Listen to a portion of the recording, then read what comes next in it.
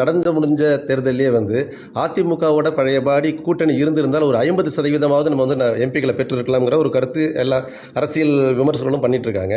சட்டமன்ற தேர்தலில் அதுக்குண்டான வாய்ப்புகள் இருக்கா? சீமான சேர்க்கக்கூடிய ஒரு வாய்ப்புகள் இருக்குங்களா? அதாவது அரசியலை பொறுத்தவரை ஒரு விஷயம் புரிஞ்சுக்கணுங்கன்னா, இன்னைக்கு நம்முடைய தேசிய ஜனநாயக கூட்டணி பலமா இருக்கு. எல்லா பக்கம் நீங்க பாக்குறீங்க, தலைவர்கள் வர்றாங்க.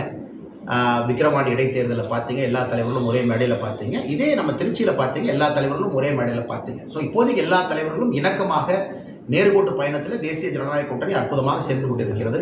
அதனால் இதில் எந்த குழப்பமும் இல்லை. மக்களும் பார்க்க ஆரம்பிச்சிட்டாங்க. தேசிய ஜனநாயக கூட்டணி முதல் வாய்ப்பு 2024 ஒரு வாய்ப்பு கொடுத்துருக்காங்க. 18% பாரதிய ஜனதா கட்சிக்கு நல்ல வாக்கு வங்கி, ஒரு 4-5 கான்ஸ்டிடுவன்சியில் நல்ல ஓட்டு போட்டிருக்காங்க. தஞ்சாவூர் போற பகுதிகளெல்லாம் சரித்திர வாக்குகள் பாரதிய ஜனதா கட்சி வாங்கியிருக்கு. குறிப்பா டெல்டா பகுதியில் பாரதிய ஜனதா கட்சிக்கு வேலையே இல்லைன்னு சொல்லுவாங்க. சரித்திர வாக்குகள் பாரதிய ஜனதா கட்சி அங்க வாங்கியிருக்கு. இதெல்லாம் ஒரு படி.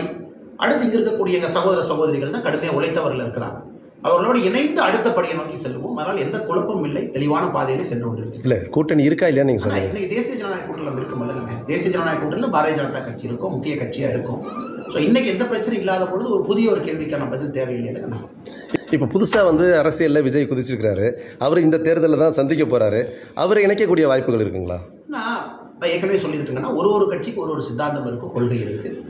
இப்போ புதிதாக வருபவர்கள் அவங்க சித்தாந்தத்தையும் கொள்கையும் முதல்ல விளக்கணும். பொதுக்கூட்டம் மூலமா சொல்லுவாங்க, அவர்கள் மக்களை சந்திக்க ஆரம்பிப்பாங்க. பெரிய பெரிய பொதுக்கூட்டங்கள் வேகலாம், அவங்க பாத யாத்திரை போகலாம், மக்களை நேராக சந்திக்கலாம். அதெல்லாம் நடக்கும். அதெல்லாம் நடந்தால் தான் என்ன சித்தாந்தம், என்ன கொள்கை, அவங்க தமிழகத்தினுடைய அரசியலை எப்படி பார்க்குறாங்க, அவங்க என்ன வித்தியாசமான திட்டம் வச்சிருக்கிறாங்க, அதெல்லாம் வருவதற்கான காலங்கள் நிறைய இருக்குன்னா பார்ப்போம். நன்றி. தேங்க்யூ.